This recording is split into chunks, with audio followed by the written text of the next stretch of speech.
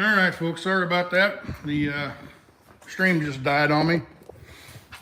So I had to go start a new stream. Sorry about that.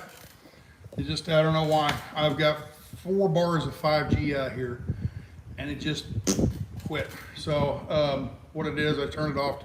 I thought, I haven't turned the phone off, I don't know what it is, but Android phones have never had to do that. Not that I can remember, but it seems like iPhones, about once a week or so, you need to turn them completely off, turn them back on. I don't know why that is, but somehow it cleans them up or something. I don't know. And I haven't done that in a while. I haven't turned the phone off a few weeks probably. So maybe that's what was causing it. I don't know. We'll find out. So anyway, I lost 200 and some people, and now we're down to 88, but they can watch the second version of this, if they want. But anyway, I wanted to show you how I was cleaning those windows up. And that was the last one, I think, that I need. I've got the ones inside, and I think I got enough sitting there. I took half, the ones that are inside, I took those home last night and power washed them. And then I'll take these home tonight and power wash them and bring them back out. And by tomorrow noon, by the time I leave tomorrow noon, I should have all the windows installed and all the panels glued in. And all the windows installed in some way or another. Whether I butyl tape them or not, I don't know. I might do that. I might go ahead and butyl tape or caulking or whatever on one side and not the other, and just see if there's a difference. See how much caulking I have to do to them to keep them from leaking. Don't know. Anyway, what else? Trying to think what else we want to talk about. Oh, the air conditioner. We already talked about it, but yeah, it's in the box in there, and I'll get that out. That'll be for a different day down the road somewhere. Once I get the windows totally installed and take it and wash the roof and paint the roof, I think maybe while I'm painting the roof, I'll install that air conditioner here inside the shop in the shade and see what it does, and then paint the roof. Okay. Once the roof is all painted, maybe the next day I'll pull it outside and see how well it does in direct sunlight off of solar, and I'll keep track of how much solar it uses, okay? And just get an idea of where I set with the air conditioning systems, and how much electricity it uses, how big a battery bank I would probably need. I've already got a 400 amp hour battery bank. Might step that up, like triple it, somewhere around 1,000 or 1,200 milliamp or amp hours.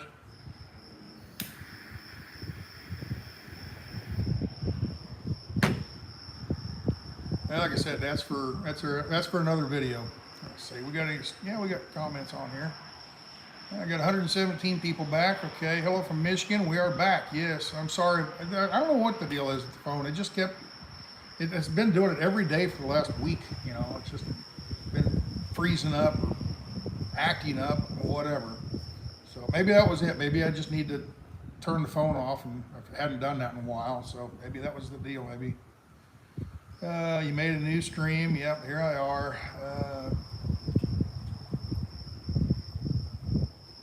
Yeah, I have a whole bunch of windows. There's some of these windows that one was cracked, had a lot of the glass was broken. One of them had the where you get an old antique car, really old 1930s or 1940s, 50s car. The safety glass, there's 2 panes of glass, and there's the plastic membrane in the middle. And you know how that will blister and start having little air bubbles in it and stuff, and it'll get milky. So those old windows, they end up looking old and bad and everything. Well, I had a couple of those. They're still over here in the pile. Most of those were on the passenger side, and the ones I've used so far have been from the driver's side. So, but yeah, I just go through and pick out the better. And then there was a couple of them, the window tint, the tint wasn't quite right. So what I think I'm going to do is, before I glue any of them in, I'm going to put them all in, and I'm going to pull outside and look at them and see, okay, this one here, the tint isn't as dark as the other ones, or something. There's a little shading and difference. Okay, pull that one out and put a different one in. Clean another one up and put it in. So just why not use the better windows? Obviously. So, and what am I going to do with the leftover windows? I don't know, you put them on Facebook Marketplace or something maybe, or eBay or something like that, but who needs them? You know, so many of these bus windows get taken out and just thrown away anyway, so, you know, I doubt there's much of a market for them.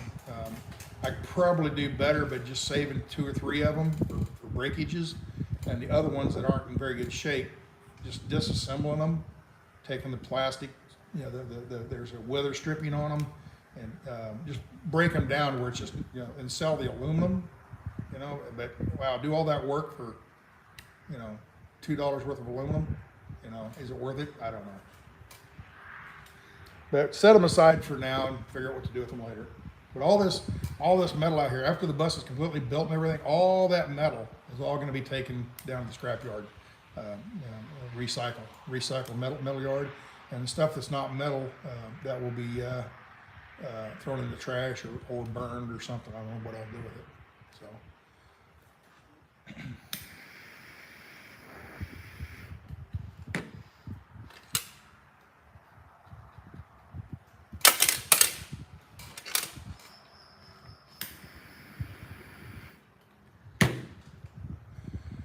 Let's see.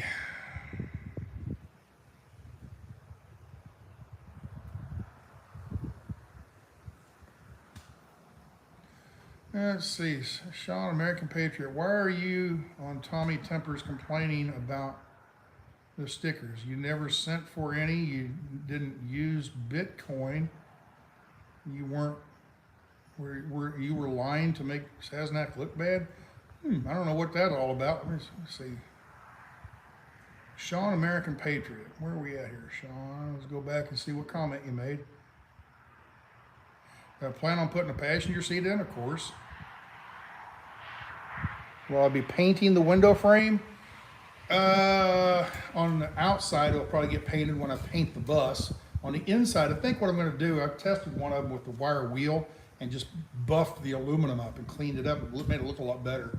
So I'll probably just clean them up, and on the inside, you know, just be, you know, bare aluminum kind of cleaned up look. Let's see, Tommy, where's old Tommy? See what he had to say.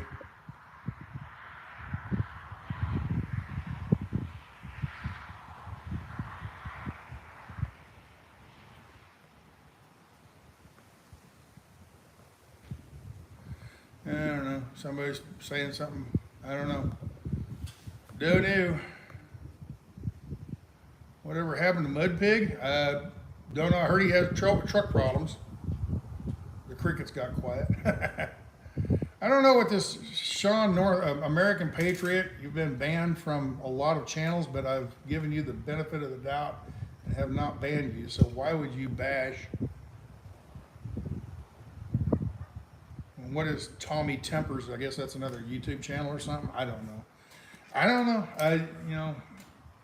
It's really weird.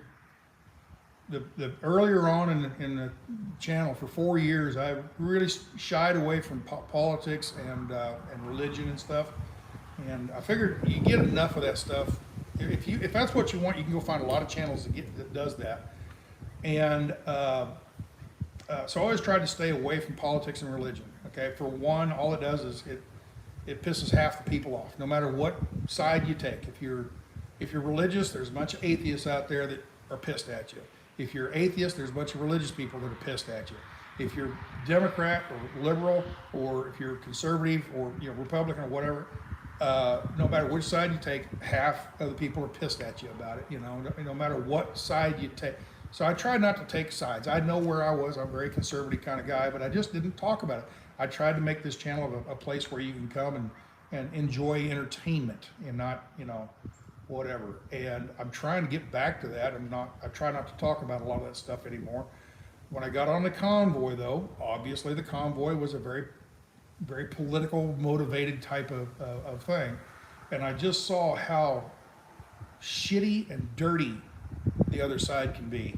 I mean, I never did anything to any of these people, ever. Never, ever did anything. All of a sudden, I get in a convoy and I'm driving along, hey, look at this convoy. Yeah, dirty, no good.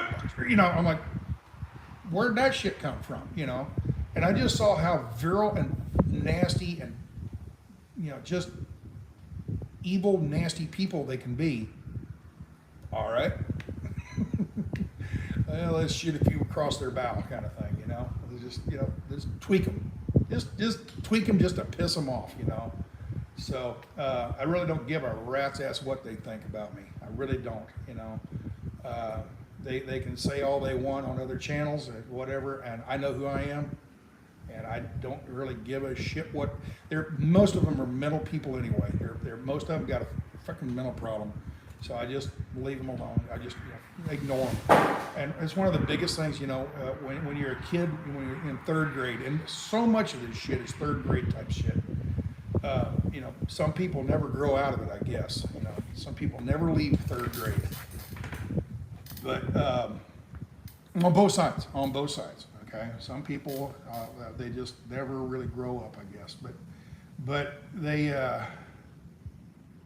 one of the things you learn when you're a kid is if somebody comes over and starts picking on you and whatever, if you just ignore them, they get bored and they leave and they go elsewhere. They go find somebody, you know, hey, we go over and pick on this guy, and if he doesn't, or this girl, go pick on them, and if they, you know, get upset and everything, ooh, we got under their skin. So I just kind of let it go. I think a lot of you guys get more upset about it than I do, you know. Another thing is I'm kind of used to it, being a truck driver, you know, with CBs. CBs aren't quite what they used to be, but when I first started driving 30 years ago, up until about 15 years ago, CBs started, when cell phones came in, CBs kind of went out. Drivers still use them, but nothing compared to what they used to. But you guys older drivers, you know exactly what I'm talking about. You're driving down the road, you got the CB on channel 19, and you're talking to somebody about whatever, and you come up on a bigger city where there's a couple truck stops, big truck stops, okay? And you drive by, and there's always a CB Rambo in the back row of the truck stop, and he's on a CB, and he's just agitating the hell out of people, trying to get into a verbal fight. And I never understood why. What joy do they get out of that? I never understood that. So I just ignored them. Just turn the radio off, go to a different channel, whatever, and just ignore them. Or just turn the radio off until you get 10 miles down the road and then turn it back on. Just, you know, but there's always somebody out there. The one that just, for the life of me, I don't understand what the motivation of it was. I ain't got no panties on. I ain't got no panties on. It's a dude. It's a guy's voice saying he doesn't have any panties on. Why would he say that?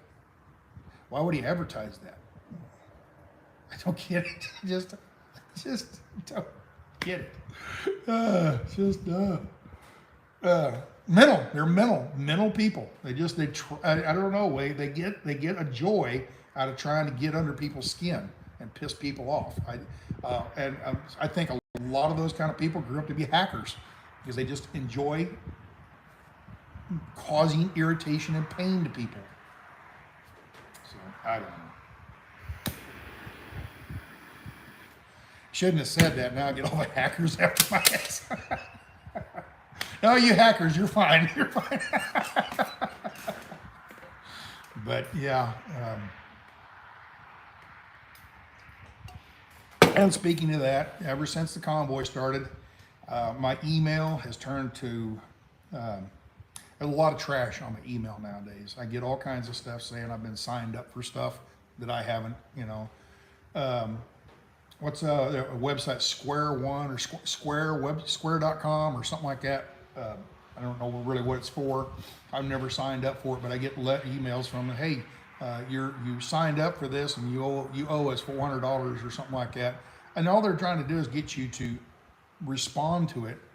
I've never signed up for any of this shit. Okay, so I know it's not me. Somebody else might have signed up for it. Well, they owe $495 or whatever it might be. You know, but in the email, it'll say, you know, you signed up and you owe us $495 for your next year or next month's fees or whatever it might be. And I don't open it because it's probably, you know, it's probably a Trojan horse or something like that, you know, some kind of a virus or something. And I don't open any of it. I used to be cautious. I'm very cautious with emails now. Unless I know you, who it's coming from, I don't open emails. I don't trust a lot of people because I just don't get. I don't understand what their motivation for them is. I don't get why they enjoy doing that. Hey, I'm going to sit around. I have nothing to do today, so I'm going to sit on a computer and try to screw with people. Why? Go sit under a shade tree and watch the birds fly around or something. Just, you know, go enjoy life instead of being a miserable piece of shit living in mommy's basement, you know, with Cheetos on your fingers, if you know that joke.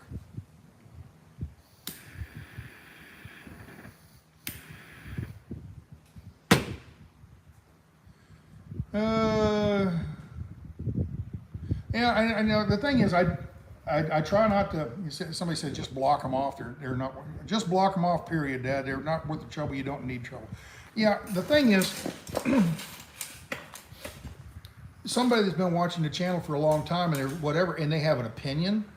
Okay. Yeah. You just leave an opinion, even if, you know, hey, Stan, you think you're wrong on this, blah blah blah. I don't mind that. It doesn't bother me a bit. You know. Okay. You know, freedom of speech kind of thing.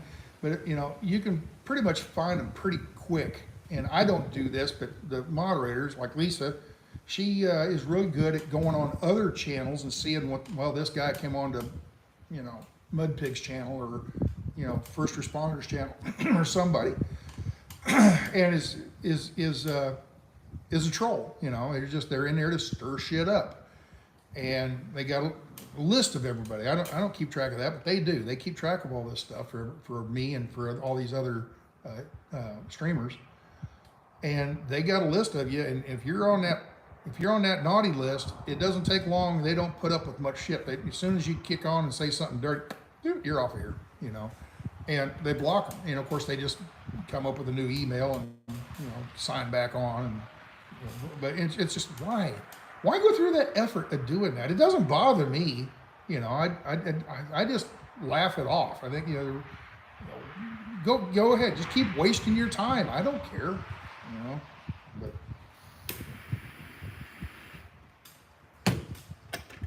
I don't lose sleep. I don't lose sleep over it. Put it that way.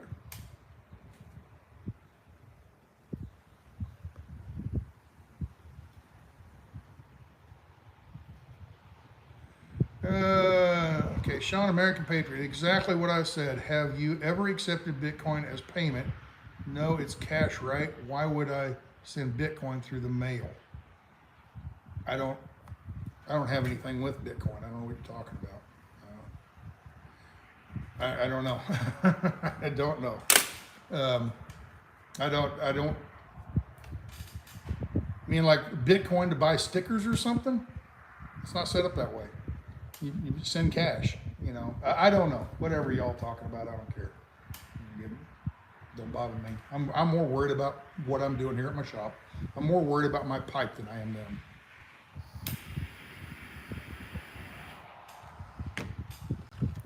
I like to try to keep a simple life. And so much of this stuff in this world now it's just unnecessarily complicated. I think Bitcoin's got its place. I actually own some Bitcoin, you know. Wish it was doing better than it's doing. Actually, I bought into Bitcoin when it was about where it's at right now, and watched it go all the way up to $60,000 a share, a coin, and it come all the way back down. It's what, around 23 now or something like that. It's been hovering around the 21, 23 area for quite a while now. So, damn, should have sold it back then. But for all I knew, it's going to go up to 100. I have no idea. You know, it's like the stock market. You don't know. But yeah, you got a little bit of Bitcoin here. Got a little crypto stuff, not much. You know, but as far as using Bitcoin to buy and sell stuff, I use Bitcoin as like a stock market. You know, it's just a place to invest some money. Maybe you can make some money on it. Maybe you'll lose a little money on it. It's not all your eggs in one basket kind of thing, you know, diversify. So I've got stocks, I've got land, I got $12 in my pocket. I'm happy. So. How much I do have in my pocket? Probably not even 12 bucks. Let's see here. Yeah, no, nothing. I got coins. And money clip is empty. That's it. That's all I got. It's coins. Let's see what I got here.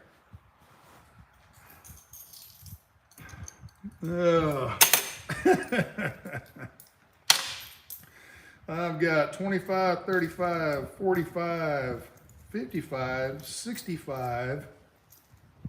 I've got 71 cents in my pocket. What do you know? I'm rich. I'm happy. Mercy. Oh, well. I'm rambling on. I don't know what I'm talking about now. I showed you what I wanted to show you. I wanted to show you the windows and what I'm putting in. I'm waiting for the glue to dry now. Was cleaning windows up. I wanted to hold that last window to clean it up for you guys, so show you what I've been doing on these windows. And it just takes time, you know. It didn't look like much time on one window, but when you have a bunch of them to do it takes time. And I get about 3 of them done, and then somebody calls me. Hey, what's up? You know, and I get to talk to somebody for an hour, you know. And then, I need something. I run into town, grab it, and come back out and work, you know, whatever. Usually I try to time that, you know, do I need it right now, or can I get that tomorrow morning when I leave to come out here? So, anyway. I wonder what else we could do here.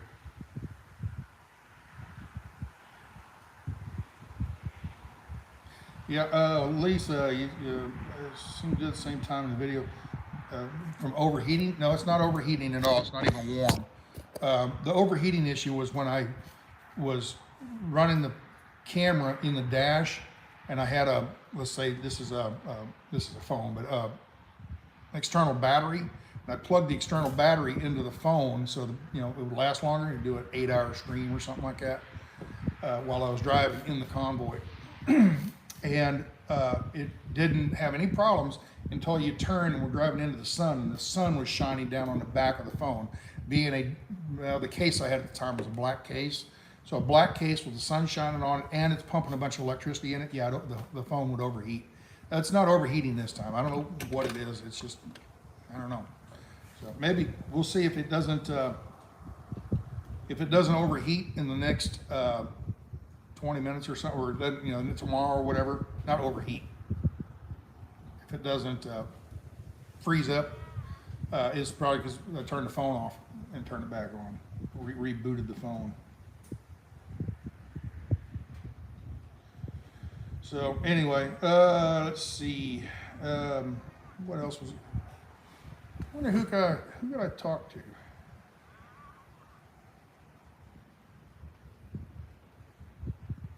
I wonder what you want.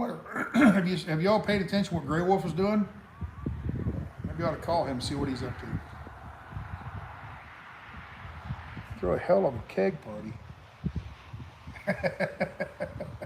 I've only thrown one keg party, and that was on my 18th birthday. In Kansas, 18 was the drinking age back at the time. In Kansas, you could buy 3-2 beer at 18, and wine coolers and stuff like that. You couldn't buy hard liquor or the 5% beer. You could buy 3.5% beer. At convenience stores, you could buy that. Grocery stores, convenience stores, you could buy that beer and wine coolers and things like that, and wine. But you couldn't buy hard liquor or what they called 5-point beer, which is just a higher alcohol content. That was at liquor stores, and that was 21.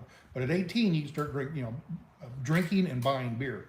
So on my 18th birthday, I threw a keg party. It's the only keg party I've ever thrown. And so I guess, yeah, let's call Grey Wolf and see what he's up to. What the hell was his name again? What was his name? I forget. See if we get it loud enough here. Hey, Mr. Sasnak. Hey, we're live. You want to talk live? What? I'm doing a stream right now. You want to converse on the live stream? Sure, no problem. Okay, won't take a lot of your time. Just kind of a checkup. Where are you at? What are you doing? Well, we've been on hold waiting for parts. Uh-oh. We had, we came into Austin running really bad. Yeah. You know, we changed out plugs, wires, rotor, cap, full tune-up stuff.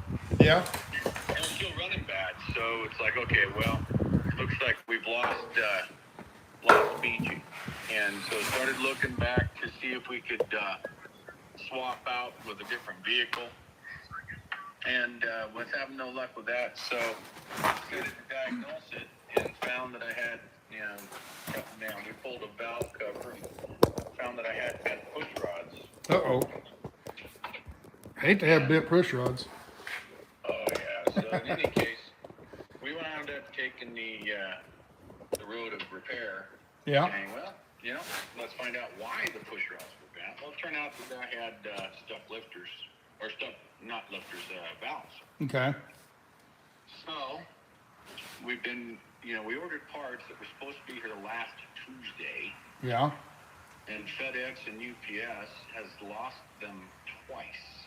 And so we got half of the order, which was the gasket kit, came in on Friday. They're probably sending them to Austin, Texas. What's that? They're probably sending them to Austin, Texas. No, they were literally scanned as being on the truck for coming out here, but then the drivers couldn't find them. Huh. And the UPS driver was just like, I don't understand. It says it's on the truck, but I can't find it. Yeah. And it was the push rods each time. Yeah. So it's like, and the push rods came from Austin, Texas. Yeah. So, through Summit Racing, and so it's like, okay, what the heck's going on here? Anyway, we got half the order, so it's all right. So we took the intake off. We got a valve spring compressor and ran through cleaning up the sticky valves. It's because she sat for so long before I got her that old oil over 20 years it turned to lacquer. Yep. In the valve guides and caused sticky valves. So we got that all fixed and that's ready. And now I'm just waiting for push rods, which are supposed to be here sometime today. Okay. So, and then we can finally get this show on the road again. You're doing all this mechanic work yourself? Yeah, myself, Mr. T, Tom, and Whiskey Tango, who is the folks that joined up in Cold Springs. Got it. Okay. All right. So, so we're doing, we did a couple of days of walking beyond here and got out to the point it's like, holy moly, it'll cost a fortune in fuel for them to be driving me out, shuttling me out to the walk line and then back every night. Yeah. So it's like, you know what, let's just put this thing on hold until we get Beachy up and running. And so we got a whole bunch of stuff done. And now we just got the last piece of it'll be out today, and we start walking. Hopefully tomorrow morning. Yeah. Or the day after at the latest. Huh. Well, no, that gives you a little bit of a rest. How's your things like your blisters and all that kind of stuff? You finally getting calloused up good? Now I'm blister free, and you know what was really what was hurting me the most was that new skin that comes in under the blisters. Yeah. That new skin was super tender, and it was like, okay, burn city. So in any case, that's all toughening up. Yeah. So today I think I'm going to, while we're waiting for parts, I'm going to go ahead and walk on down into Austin and do some meet and greet. Yeah. And see if I can't, get some more people interested. And we've got a whole list of things. We had a supply run and got some supplies, and because we've got Texas Girl and Juniper and their family as well is here. Oh yeah, okay. And so they've been really supportive, and so it's just one more piece of the puzzle. Yeah, yeah. I did an interview over on Wendy Bell Radio. I don't know if you know who that is. I think you were getting ready to do that last time I talked to you. Right. So I had that last Friday. Yeah, she was out of Ohio or someplace, Cincinnati or something like that. Pittsburgh. Yeah, Pittsburgh. Okay. She's like a female version of Rush Limbaugh, really. Oh, really? Okay. All right. So really nice lady, and she's got a syndicated radio show, and is up on Rumble. So we had a good interview with her, and so she's wanting to have some more conversations. So it's okay, great. All right. I did start something out. You remember when I went into the Senate and I told the senators that I felt like I was a Pony Express rider collecting Yeah. votes for the people. I went back and watched a video here, a few days ago. I watched one of the videos that you were doing recently, and it was a little 6-minute video you threw out, and I thought, well, I can watch that one. Yeah. I don't have time to sit there and watch it. Just like most people on me, I do a 2-hour video out here at the shop. People don't have, they can come along and pick and choose, in the video, just fast forward and stuff, but they get an idea of what I'm doing, where I'm at, even though they don't watch the whole 2 hours. Same with you. I don't have time to sit and watch 2 hours of video from you and Mud Pig and whoever else on down, first responder and all that. There's not enough time in the day to watch everybody's all the way through. So you just kind of zip through and fast forward just to get an idea where they're at, what they're doing. But I saw that little 6-minute video. I thought, I can watch that one. So I did watch that one, and that was a couple of days ago when I saw that. So yeah, so that's what we're doing now. Is we're one of my supporters is actually going to put together some Gray Wolf Pony Express bags. Yeah. Okay. And so we're going to do that. But the shifting, we're kind of shifting around on how we're going to be doing the videos, and those shorts are, to me, they're more important than the long streams. But yeah, you also, you get the crowd that wants the long streams, and so it's like, okay. So I've looked into something on YouTube called subscriptions. Okay.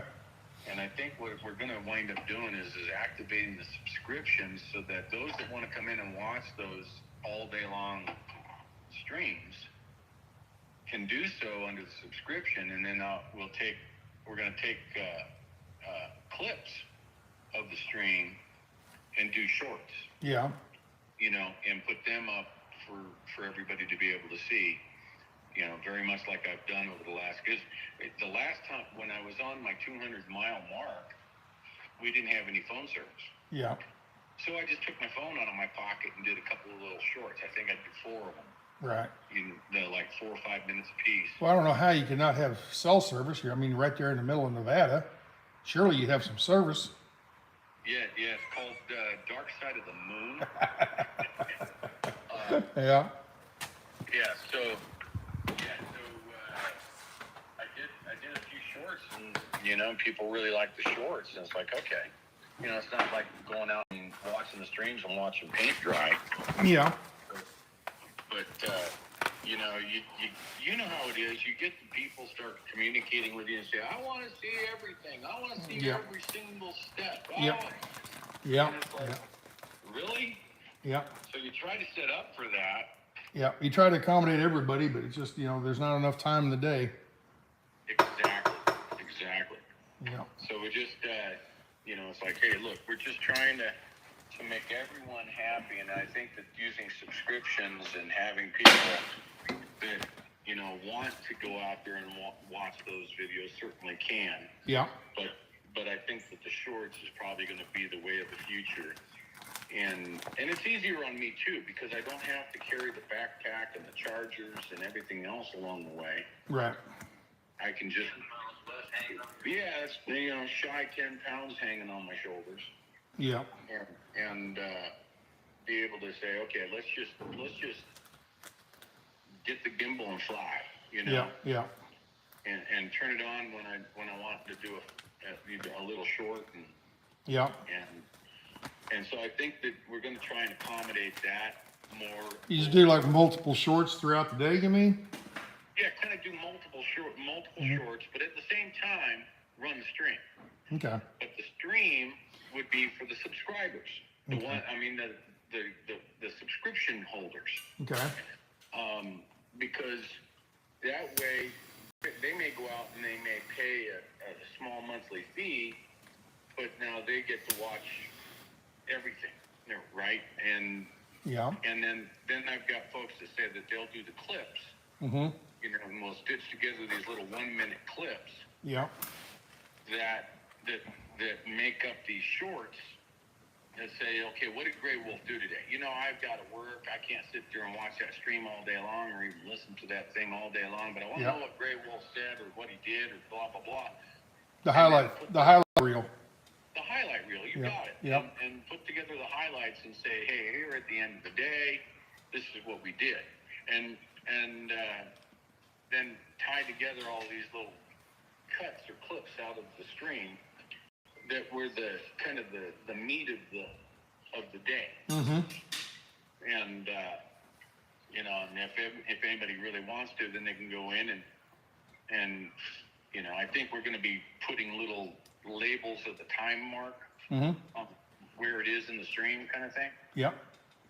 So we've been talking back and forth about that and saying that that's probably a better way to handle things. We're just trying to put together the logistics because it's like we get a lot more people actually looking at the shorts than we do at the Right. streams. Right. So obviously, if you're looking at that from kind of a business standpoint, then you want to go where the views are. Yeah. Yeah.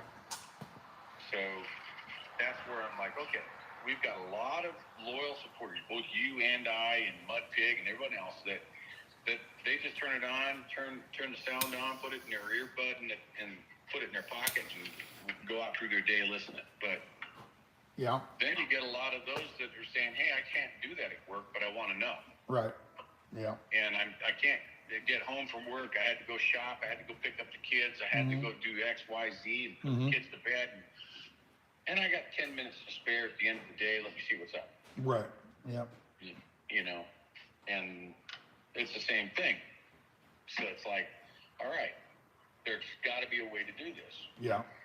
So we've got some folks that are in the volunteer staff that are saying, okay, we'll as the stream goes, somebody will jot down when I say something or when I start talking about something, A, B, or C, or D, whatever, and jot down the time mark. And then that individual, the other individual that's actually going to be doing the clipping will coordinate, go out, get the time mark, and take the clip. Yeah. Okay. And then we're using Discord, so we've got the administrative portal that they communicate back and forth between the folks that are watching the streams all day, and those are the same people that are in my ear and talking about what questions are being asked. Right. And what individuals may be up on a panel that have come in and said, hey, I'd like to ask a question and be live with Gray Wolf. Great. What time mark is that? And then add that to the highlight reel. So we're working with that. We've got a campaign of volunteers and supporters that are going out and marking what counties are across the 17 states in order to call their sheriffs, their community service groups and stuff like that, to kind of schedule up a meet and greet with their locals. And ultimately get the people involved, Yeah. You and I have had the conversations. It's nothing that any one individual, myself, or any group of truck drivers or anyone like that are going to be able to do a thing. Right. It has to involve the American people. The we, the people, have to come together to make change. It's that simple. Yep. And that's what this whole movement is about, is to just bring all the people together. Yeah. And let them all be heard as a single voice rather than our fractured voices. Right. Yep. So, and that's where I'm at. So, right. Yep. Okay. had a little bit of a vacay here, waiting for parts. How long you been broke down out there?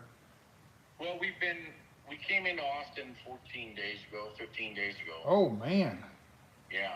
Wow. And, we would have been out of here or a week ago, we would have had a 1 week down, but thanks to lost parts in the mail, Right. it's just been extremely frustrating for us. What kind of motor do you have in that thing? It's a 318 polyspherical Dodge. Okay. Yeah, which they made between 1956 and 1966. Okay. And So parts hard to find for that? no, they're not hard to find. They're just hard to get. Oh. You know, they're hard when you're sitting out in the middle of the desert. Yeah. Yeah. I firmly think that what happened with the FedEx delivery is they put it on the truck, but then they realized that, hey, this is the only thing going to Austin. Maybe we'll just sit and see if anybody else has got anything going there. Right. It's going to cost us 3 times the amount in fuel Right. than what the guy's paying to get his parts. Right. So let's just kind of hang loose, you know, that kind of thing. Yeah, you probably wouldn't have much trouble if you was broke down over by Salt Lake City or something. Exactly. Yeah. And so that's what's been happening is it's just a matter of getting the parts delivered here. They're, you know, in hindsight, Texas and Juniper went to Fallon yesterday on that run, the supply run, which is 112 miles. So, oh wow, they went into Fallon, and they got they had to get a battery for their car. Yeah. And such. So we had them get some wire to put an isolator here on the Beechwood so that we could not have to run the generator when we're driving down the road. So the alternator can charge both banks of batteries. You know, you're going through that same discussion, I know. Mm-hmm. And so we had them get some 6-gauge wire so that we could hook the alternator up to the isolator and then the isolator up to the 2 banks of batteries. Yeah. That'll save us a bunch in fuel. But the gal at the O'Reilly's Auto Parts there in Fallon said, man, I could have had those push rods to you in 3 days. Yeah. Had we known, Yeah. they could have made that run a week ago and Right. we were going to run it. Yeah. Yeah. We looked yesterday and said if she found them, she was just going to give them to you. Yeah. Mr. T's here is saying that she had said, if I would have found them available, I would have given them to you. Oh wow. Huh. You know, and so no, that's not an issue with getting the parts. It's an issue with getting the parts. Yeah. Yeah. Yeah. Yeah. Yeah. It's like, quit losing them, man. Yeah. There you go. There you go. So we now have, Summit Racing has been very gracious. They have refilled the order now 3 times. Wow. Yeah, and like I said, they were supposed to be delivered by 4:30 last Tuesday. So that'll be a week tomorrow that we've been dealing with loss of parts. Oh wow. And so they shipped out the push rods again from Austin, Texas to go to Austin, Nevada. Right. And they shipped them out again for Saturday delivery. That was on Friday. And it didn't show up again, huh? Wow. And UPS said, well, that's all fine and dandy, but we don't deliver to Austin, Nevada on Saturday. Yeah. So then they sent me a message saying, so we will deliver that on Monday. Okay. And today. And then I get another message from UPS that says, oh, we found the lost parts. We're going to deliver them to you on Monday. Yeah, okay. You're going to show up, you got a V8 and you need how many push rods? 8 of them or 8 or 16? 4 affected ones. And so obviously you have 16 push rods, but 4 of them were intake valves were stuck. We've taken all of that, cleared that, changed the valve stem seals out already because we did get half of the, we got the gasket kit came in. Yeah. So we took the intake manifold off. We had a parts cleaning day out here where we cleaned all the parts and everything.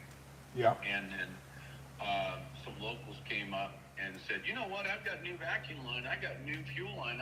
So we changed out all the fuel line and the vacuum line and just kind of a little community party. Yeah. Changed everything underneath this bonnet. Is just everything's been changed out. And so just cleaned everything up, all new gaskets on the top end, everything except for the head gasket, obviously. We didn't take the heads off. Yeah. And new exhaust manifold gaskets, new intake manifold gaskets, the whole shebang. Yeah. Got it all done, got all the valves cleared and cleaned. There's another short video that I did showing how I got the lacquer out of the guides. Yeah. A couple back, 10-minute video, I think. Okay. And I got the lacquer out of the guides with using a propane torch and some brake clean, and then we got it all back together, and now we're just waiting on the push rods to be able to put back in there. We checked all the other push rods, we checked the lifters.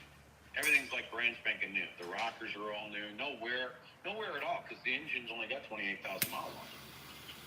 But it's still old, right? So, and the last guy that had it, he passed away, and it sat there for over 20 years next to San Francisco Bay, which is why all the paint got beat up. Yeah.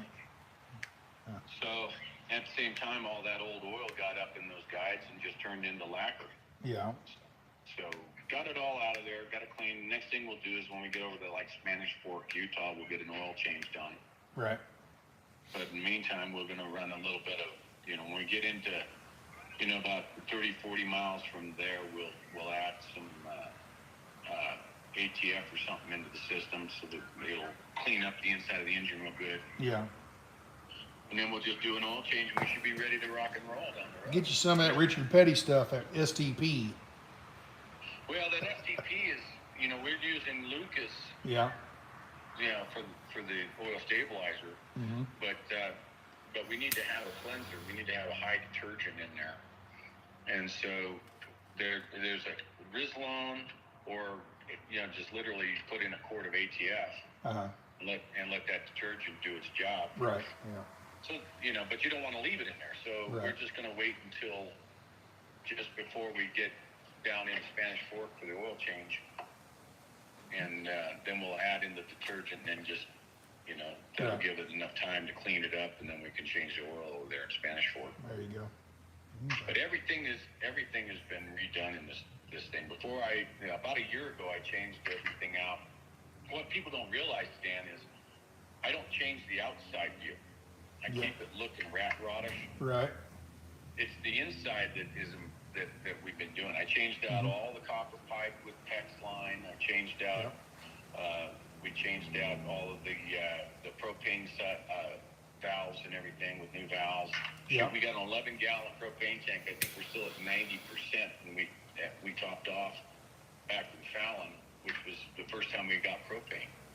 We're still sitting at 90%, even though we use the burner for doing coffee and everything else. Right. Yeah. Yeah. Everything inside's been changed. All the lights have been changed out with LED lights. Right. Yeah. But the only thing we do is we keep this thing looking like a rat rod on the outside. Yeah. Okay. So more people are actually commenting about that than anything else. That people coming by, literally stopping off the street. What is that thing? Oh. So it's like. What year is it? It's a 1967 Beechwood. Okay, so what you tell them, in 1967, this was state of the art. This was state of the art in 1968. In fact, this was the elite vehicle, because the entire inside of this thing is done in red oak. Yeah. So it's all red oak inside. Mm-hmm. And so it was, it's funny. I got the original dealer's pamphlet for this thing. Yeah. And you see these pictures of people sitting at the dinette set, at the driver's wheel, and everything else. It's like, this was state of the art back in 1967. Yeah. One of the things that we found out, because this is on a Dodge D300 chassis, which is the Dodge 1-ton chassis. Right. Yeah. But after ordering parts the first time and getting the wrong parts, come to find out, it's a 1966 chassis. Okay. Yeah. Yeah, that's what they would have done. They would have built the chassis and sent the chassis to the builder, and then the builder makes the RV. Exactly. The coach builder, what they call a coach builder. Yeah. Exactly. So the coach is a 67. Yeah. But the chassis is a 66, which happens to be the last year, the polyspherical 318. Yeah. They replaced it with what they call the LA model. And LA standing for a lighter engine. So they changed it out to the LA 318, But the problem with that is that none of those parts interchange. Yeah. So I kept saying, "What do you mean? You know, these are the wrong spark plugs. You know, these are the wrong gaskets." Yeah. And come to find out, it's because that was the year they ended that quality sphere engine, was in '66. Okay. So once I got that straightened out, it's like, okay, now we know what parts we got. It's a 318 poly, not a 318 LA. Yeah. You know, so once we got that figured out and we got all the parts, it's just a matter of getting them to Timbuktu without being long. So once you get them to Timbuktu and you got parts in your hand, how long did it take you to get the engine running? Just a day, probably? Oh no, we've got this down to about a 20-minute job. Oh, really? Okay. Yeah, we've got everything is back together except the valve covers. Yep. So we are literally, before we put the intake on, we cranked the engine around to where all four of those lifters are at their lowest point. Mm-hmm. So I can literally slam them in without having to turn the motor over. Mm-hmm. Just put all four of those push rods in from the top side, bang, bang, valve covers on, ready to rock. Okay, good deal. All right. So, Well, I'm glad you enjoyed your vacation. yeah, no, you know what? That's the other thing. I mean, because when I did my 200-mile mark, the last grade I did was a 7% grade. Right. And I did 13 miles of grade. Uh-huh. And wasn't realizing it. I was kind of in the zone, so I stretched some things I shouldn't stretch. Yeah. And by the time I got done the next day, I could barely walk. Yeah. I stretched groin muscles and back muscles. Knees were sore. My knees. Yeah. So yeah, doing 13 miles of 6 and 7% grade. Mm-hmm. And I was powering. We had Tom's right here with me. It was my average 3.8 miles per hour. Yep. Almost 4 miles per hour. Oh yeah. Yep. You get the huffing along there, yeah. Oh yeah, I was doing 16-minute miles. Yeah. So uphill. Yeah. So everybody's like, "Damn, Gray Wolf, what are you doing?"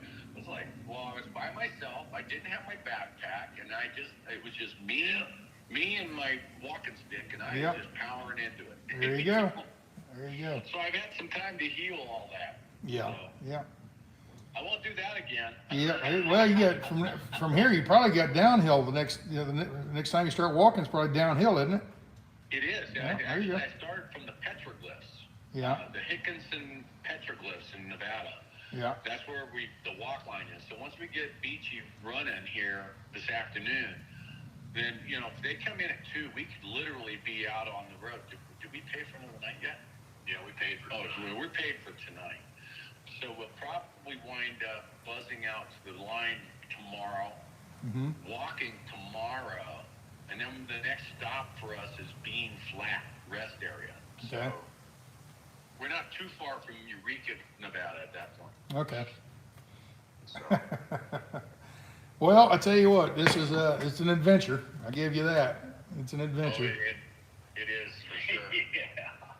Yeah. To see reactions of people, and it's like, you know, what are you doing? Well, where you been, under a rock? Yeah. So it's like, I finally got through. There's a guy by the name of James Todd who walked across Canada. Mm-hmm. And he's still walking. He started walking again on the 18th of July. And is he something to do with the Canadian convoy stuff or what? Well, not the convoy. Oh. He was a military guy who got discharged from the service for not getting a jab. Right. Yeah. So a few months ago, he started his walk. Yeah. So yeah. Huh. So it's somewhat related then, yeah. Okay. Yeah. Yeah. And he was walking across Canada. There you go.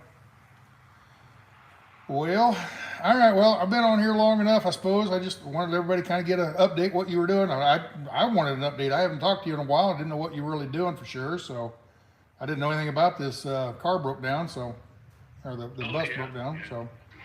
So anyway, hope you get it all fixed this afternoon or whatever, and get to rolling. Get the rolling and walking. Get the pedaling. Right. Get the pedaling again. So. Yeah, that's what we're doing. Yeah, you know, you got enough people there. You could have just pushed the damn thing. Yeah. And what you could have kept getting your miles, get over a hill and just, hey, just kick it into neutral and let it roll down the hill, you know, get closer to town. Well, that's what we were looking to try and do. We were actually had a plan where what we were going to do, we were just going to have the support vehicle run me out to the walk line and then bring me back at the end of the walk day. Yeah. But then we started looking at how much fuel we were using for that. Right.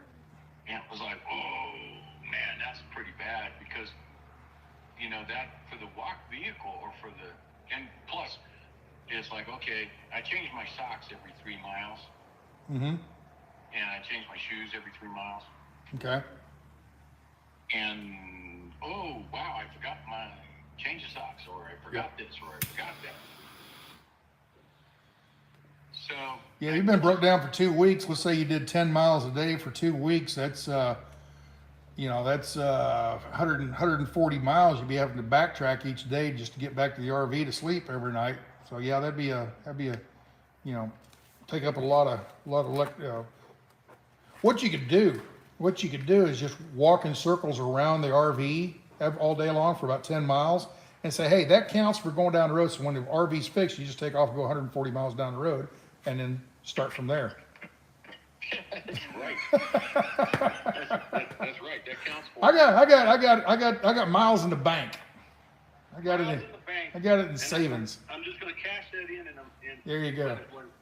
I'll cash it in. No, you can't do that because somebody said, well, he didn't walk all the way across. He didn't really walk all the way across. He cheated, you know. I had a guy actually stand. There was this guy that left a comment about Beachy saying, you know, people are walking across the country without support vehicles all the time.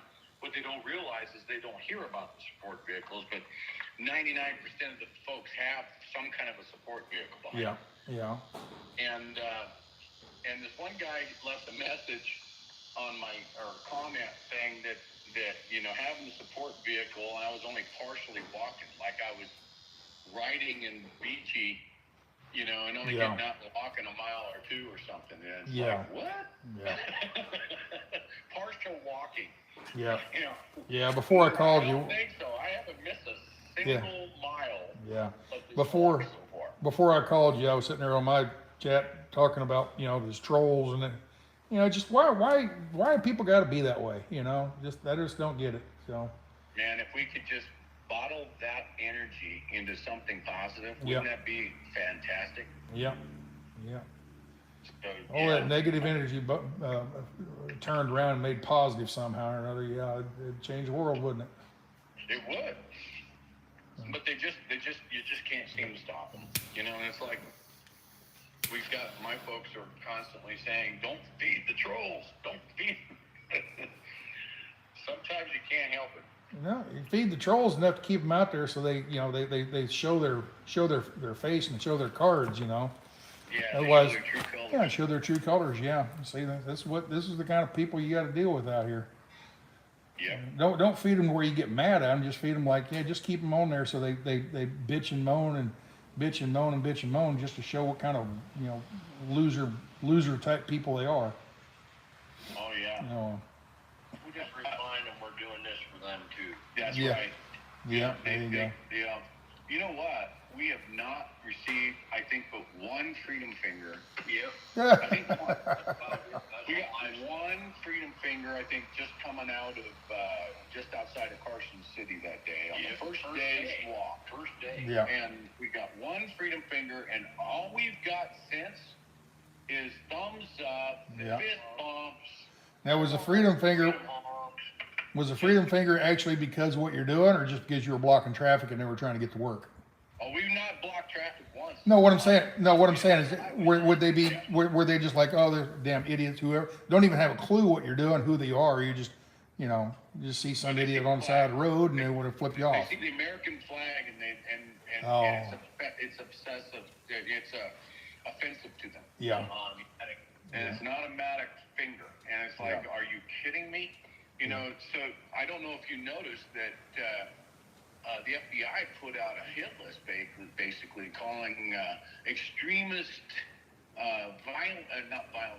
extremist attitude or something like that, indicators. and they've got the Betsy Ross flag is on the list. The Don't Tread on Me is on the list, the Gaston flag, and the Malone LeBay, Come Take It. Yeah. And Ted Cruz was in there letting know Gray have it. Ray, I mean, I call him Gray. Ray have it, saying, you know, and he took his boot off and slammed it up on the counter and said, "Well, here it is. Come take it." Yeah. I wear it every day. Yeah. Yeah. So it's like, so am I an extremist? Basically, yeah. They're trying to make flags like this Hate speech. Like hate speech or something. Texas. Yeah.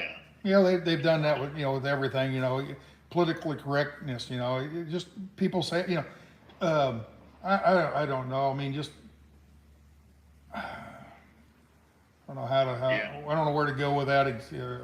Well, all it is stir up another can of worms, so I won't go there, but. Oh, it's a big one, can of worms. I'm just, we got some letters that Tom, we call him Mr. T. He's the support vehicle. He drives the support vehicle and takes care of that. We got some letters from some supporters that came in on the load from yesterday. So we're just sitting here looking at that, and you know, cards and letters and such. So I got a question now. You say Tom's in charge of the support vehicle. Now, how many hate emails have you got, and how many comments have you got that Tom is an undercover government agent and he's trying to sabotage you by screwing up the engine? You know what? I haven't got one. You will now. Thanks, Dan. I'm here to help. No, I'm sure you know. I'm sure you've met Tom. He joined us in Weatherford, Texas. Okay. And on the convoy. Yeah. And then he was all the way with the convoy all the way back. I know you met him because he was part of the kitchen staff. Okay. And but he's got a bum leg, so he would normally be sitting out there, you know, outside the What do you mean? Just because he's in the kitchen staff, that means I should know him? What are you trying to say? I was at the kitchen too much, eating too much food? Is that what you're trying to say? Huh? You know, what's that time that you and I were, when we were in Georgia and you stopped to, you know, we had that hamburger and you wound up when you got your Sasnak label. Yeah. Remember that? Yep.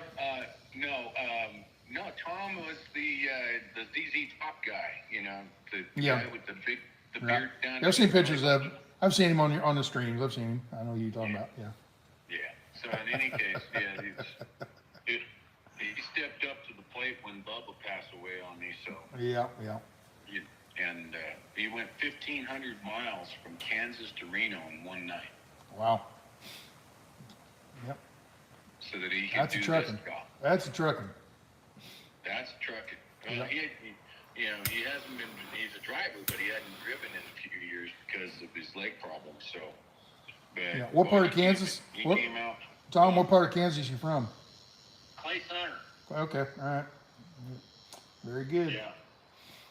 Yeah, I was born in Topeka and grew up in that area up in northeast Kansas. And then I got a friend of mine who lives out in western Kansas. He's a big farmer out there in western Kansas, and I go out and visit him pretty regular. I moved there from North Iowa so I could do more fishing at Milford Reservoir. There you go. Yeah. But now, you know, over the last 14 days, I mean, there was a lot of things, you know, because when Bubba passed on me, there was a litany list of things to do to Beechwood that just got put on hold. And it's like, okay, we lost a couple of days here and a couple of days there and getting ready for the walk. So that's one of the things that, you know, Tom has been doing as well is you know, we resealed the side window here so we won't have it raining inside with the, you know, the old caulking they used, replaced it with butyl tape. Yep. And, you know, that kind of thing. Butyl tape? What's butyl tape? I don't understand what butyl tape is. Oh, shoot. That was on, I did that on, I showed people what butyl tape was today. Oh, did you? Yeah, well, I'm Re-putting the windows back in the bus. I've been using some butyl tape and stuff, you know. So I was explaining, so, well, just so people don't know what butyl tape is, and went over and got the roll of it and showed, pulled off a little piece of it and showed them what it was like. And I said, the beauty of butyl tape is it never hardens up. It always stays kind of like bubble gum, it stays gooey all the time. Yeah, like chewed bubble gum. Yep. That's right. Yep. So. The old butyl tape actually was more like freaking pipe dope, and Oh, it yeah. would crack and dry up and crack, and then it would leak. So we took out this 5-foot long window over the dinette set, took it out the other day, scraped off all the broken, the cracked stuff, and put brand new butyl tape in it. And so, that's been done. But again, we're keeping the outside of Beachy looking as crappy as possible. Yeah, there you go. Yeah, you gotta paint some flowers and rainbows and stuff like that on there, and they'll think you're flower children. Hey, it's the right era, 67. It was right before, that would have been a 2-year-old RV at Woodstock. Oh, yeah. Yeah. It's funny how many people actually see Tom driving this thing and like, oh my God, did you come from the factory with that thing? Yeah. Yeah. Yeah, my God. It rolled down the window and holler, hey, you're a little late for Woodstock, aren't you? Yeah, a little late, but I'll get there eventually. Yeah, we'll get there. We're looking to create a whole new Woodstock. There you go. You know what the thing I really need on Beachy stand is a set of train horns. There you go. Gotta have some train horns. Gotta get some train horns. Today I said that. Yeah. On the first day, he's been talking about we need to put train horns on Beachy and scare the crap out of everybody when they honk their little whistle. Hey, you can go get first responder. He took his horns off. I bet he'd sell them pretty cheap. Yeah. He took the horns off the top of the black bean. I guess the black bean, the motor is messed up or something broke on the black bean, so he's on foot now. Yeah. Yeah. He's on foot? No. Well, he flew to DC to hang out with the 1776 bunch, and then I think that kind of wrapped up last week. I think last Thursday or Friday. It was their last. They got 3 different places they're staying now. Well, I mean down in DC on the mall. Their permit ran out on Friday, I think it was. Yeah, I guess they're not staying on the mall. They're going back there each day. Oh, okay. All right. Yeah, I haven't watched anything for the last few days. I've been busy with my stuff. I can only, there's only so many hours in a day. I've been under the bonnet and under the doghouse. Let's put it that way. I've been in the doghouse. Yeah. And so I've been in the doghouse on Beachy getting it all done. But we've got so much that has been done. We're going to be putting the Starlink on here. Oh yeah. Maybe today. Okay. We've got it up on the top that we just threw the sandbags around the legs just to keep the wind from blowing away. Yeah. Being parked. Yeah. But we're working on a way to be able to mount the Starlink so that it'll work in transit. Yep. There you go. So we're working with that. Where'd you get the Starlink? Did somebody donate that to you or something, or? It belongs to Texas Girl and Juniper. Okay. And they brought it out when they joined up here a few weeks back. Okay. And so we've been using that for doing our internet work and such. So I think on the list for today, waiting for parts, is we're gonna try and get the ability to live stream without such a heavy load. Yeah. Dealt with. I created a holder for the gimbal that mounts up it's a chest mount and a belly rest basically. Okay. And so it's not bad. It only weighs about a pound. Yeah. But the battery packs, using a backpack for the battery packs has been an issue. Yeah. Because that's another 10 pounds. So moving over to a fanny pack with a couple of charge point QC chargers in it Yeah. seems seems to be the way to go, because we've got these 40,000 milliamp hour chargers that will keep the battery going on the phone and the gimbal for an entire day. Okay. So if I move over to doing that, then I can lighten my load by almost 10 pounds. Okay. So that's the kind of thing that we're looking at, because I was starting to get some nerve pinch issues with that backpack. About halfway through the day, I'd start getting shoulder pain with nerve,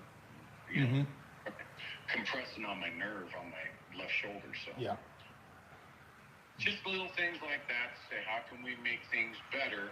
Yeah. Each day there's something new that we're going to try out, and at the same time be able to get the people interested in coming out and saying, hey, what can I do? Yeah. And and then explaining to them just exactly what we need to do as we the people to start getting this country back. Yeah. You and I have had the conversations. It's not the truck drivers that are going to fix this problem. No. It's going to be the people that Yeah. the truck drivers are rallying. It's that soccer mom sitting at home, doesn't even know who Gray Wolf is yet. That's right. Got to introduce her. Kind of like Snowman. That's what this walk is about. Kind of like Snowman in Smoking the Bandit, Jerry Reed. Yep. Hey, you just go ahead and leave on there. They don't even know who Snowman is. Well, why don't we introduce him to the boy? Exactly. Yeah. Oh, Fred. Come on, Fred. Yep, old Fred. Yeah. Fred, get out of my seat, Fred. Yep. But no, that's the thing. It's not you. It's not me. Yeah. It's not any one of us that can do a damn thing that will change this damn thing. No, it's going to be when, what's going to scare them the most, them being the in brackets guys that keep screwing our lives up, is going to be masses of people. Yeah. When masses of people can come together and take all their broken voices and make it a singular voice, the voice will be so loud that the mainstream media and everybody else will be going, what the hell is happening? Yeah. And that's the goal. That's what I want to do. I want to have walk ambassadors. We're going to do. Thank you, Tom. We're going to have we're going to need walk ambassadors in all 50 states. Whether I'm walking through those states or not, because they're going to be the ones who are going to be out there saying, hey, you heard about this guy that's walking across the United States? Get these walk ambassadors for freedom. Start to build up every state. You got to be careful how you say that. Folks, just so you know, he's saying walk ambassadors, not walking bastards. Okay, walk ambassadors. You gotta make sure you enunciate that well. Enunciation is important. Very, very important with those words. So, walk ambassadors. Walk ambassadors for freedom. Oh, mercy. On that, I got to get to work. So, y'all be good, and we'll talk to you again somewhere down the line. Okay. You betcha, buddy. All right. Thanks for calling. Be good. Bye bye. Bye. Oh shit. Oh mercy, folks. Ugh. Get back out here in the breeze. It's kind of stuffy sitting around the corner over there. All right. I went over there to make sure he didn't have any wind noise. You could actually hear him. So. All right. Well, I think that's about good enough for me today. I'm going to go ahead and continue on doing my thing with the windows and everything today. What I talked about. So with that, y'all be good. We'll see you again tomorrow. And watch out for them walking bastards. Oh, mercy. Y'all be good. Take care. We'll see you. Hasta mañana. All right. Bye-bye.